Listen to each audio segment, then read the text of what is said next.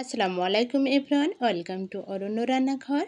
আজকে আমি কি রান্না করব সেটা নিশ্চয়ই আপনারা দেখে বুঝতে পেরেছেন। হ্যাঁ বন্ধুরা, আমি আজকে ঘ্যাটকুল রান্না করব। এই ঘ্যাটকুলগুলো খেতে অনেক বেশি মজার হয়ে থাকে। এই ঘ্যাটকুলগুলো সাধারণত মাঠে ঘাটে বন জঙ্গলে হয়ে থাকে। এখন কিন্তু এই ঘ্যাটকুলগুলো চোখেই পড়ে না। আমি ঘ্যাটকুল ভাজা খেতে অনেক বেশি পছন্দ করি, সেই কারণে আমার ফুপির বাড়ি থেকে আমি এই ঘ্যাটকুলগুলো নিয়ে এসেছি। আমার ফুপির বাড়িতে আনাচে কানাচে অনেক ঘ্যাটকুল হয়ে রয়েছে।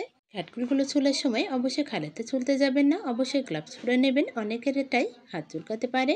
প্রতিটা লম্বা লম্বা ডাঁটা আমি মাঝখান থেকে কেটে খুব সহজভাবে বটির সাহায্যে ছুলে নিচ্ছি। বলে বোঝানোর কিছু নেই, আপনারা দেখে নিশ্চয়ই বুঝতে পারছেন আমি প্রতিটা ডাঁটা কীভাবে ছুলে নিচ্ছি। প্রথমে আমি একইভাবে সবগুলো ঘ্যাটকুল ছুলে নেব।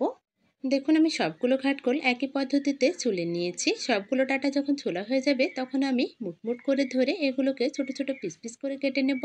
ঘ্যাটকুলগুলো কাটার জন্য আমি এখানে একটা চালন ব্যবহার করেছি। চালনের উপর বটি রেখে ঘ্যাটকুলগুলো খুব সুন্দরভাবে ছোট ছোট টুকরো টুকরো করে কেটে নেব। আজকের ঘ্যাটকুলগুলো আমি ছোট ছোট টুকরো টুকরো করেই ভাজবো, কোনো প্রকার বাটাবাটি করব না। যেহেতু আমার গ্লাভস পরে কাজ করার কোনো অভ্যাস নেই, তাই আমি ছোট ছোট টুকরোগুলো একরকম করতে পারছি না। আপনারা চেষ্টা করবেন পিসগুলো যাতে একরকমের হয়, তাহলে অনেকটা সুন্দর দেখাবে। একইভাবে আমি সবগুলো ঘ্যাটকুল ছোট ছোট কিপ কিপ করে কেটে নেব। দেখুন, আমার সবগুলো ঘ্যাটকুল কেটে নেওয়া হয়ে এসেছে। এবার আমি ঘ্যাটকুলগুলো একটা ঝুড়িতে উঠিয়ে নিচ্ছি। আমি ঘ্যাটকুলগুলো ঝুড়িতে উঠিয়ে নিয়েছি। এবার আমি ঘ্যাটকুলের মধ্যে একটা আলু কেটে দেব। আলুটা দিলে ঘ্যাটকুল ভাজাটা খেতে আরও বেশি মজার হবে, তাই আমি আলুটা খুব ভালোভাবে ছুলে নিচ্ছি। আলুটা ছুলে নেওয়ার পর এবার আমি ছোট ছোট টুকরো টুকরো করে কেটে নেব। আমি ঘ্যাটকুল ভাজিতে একটা আলু ব্যবহার করছি, আপনারা চাইলে আলুটা বাড়িয়ে কমিয়ে দিতে পারেন কিংবা এটা স্কিপ করতে পারেন।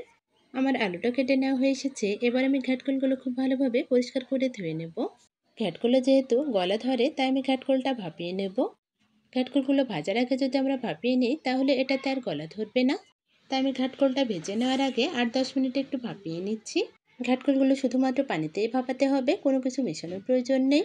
অবশ্যই এটাকে ভাপানোর সময় ঢেকে দিতে হবে এবং মাঝে মাঝে নাড়াচাড়া করে দিতে হবে, তাহলে খুব অল্প সময়ের মধ্যেই এটা সিদ্ধ হয়ে যাবে। দেখুন, আমার ঘ্যাটকুলগুলো প্রায় সিদ্ধ হয়ে এসেছে। প্রায় 8 থেকে 10 মিনিট আমি সিদ্ধ করে নিয়েছি। এর মধ্যে আমার ঘ্যাটকুলগুলো খুব ভালোভাবে সিদ্ধ হয়ে এসেছে। এবার আমি এটাকে চুলো থেকে নামিয়ে পানি ঝরিয়ে নেব।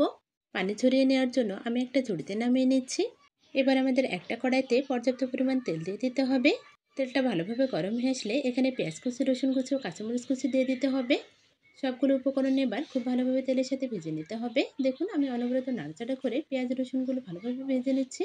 এবার আমি 2 টুকরো দারচিনি, একটা এলাচ ও খুবই সামান্য পরিমাণ জিরা দিয়ে দিচ্ছি। মশলাগুলো দেওয়ার পর আবারও পেঁয়াজ রসুনের সাথে কিছুক্ষণ ভেজে নিতে হবে।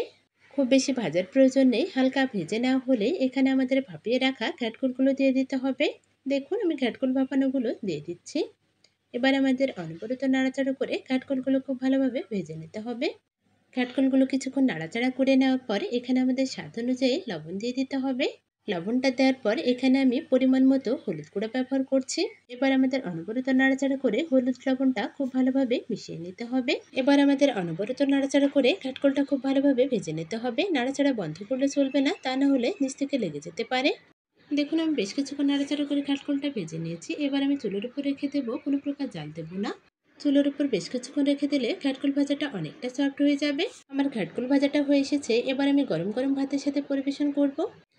গরম ভাতের সাথে ঘ্যাটকুল ভাজা, তার সাথে যদি কাগজি লেবু থাকে তাহলে তো আর কথাই নেই। শুধুমাত্র ঘ্যাটকুল ভাজাতেই 1 প্লেট গরম ভাত আপনি অনায়াসে খেয়ে নিতে পারবেন।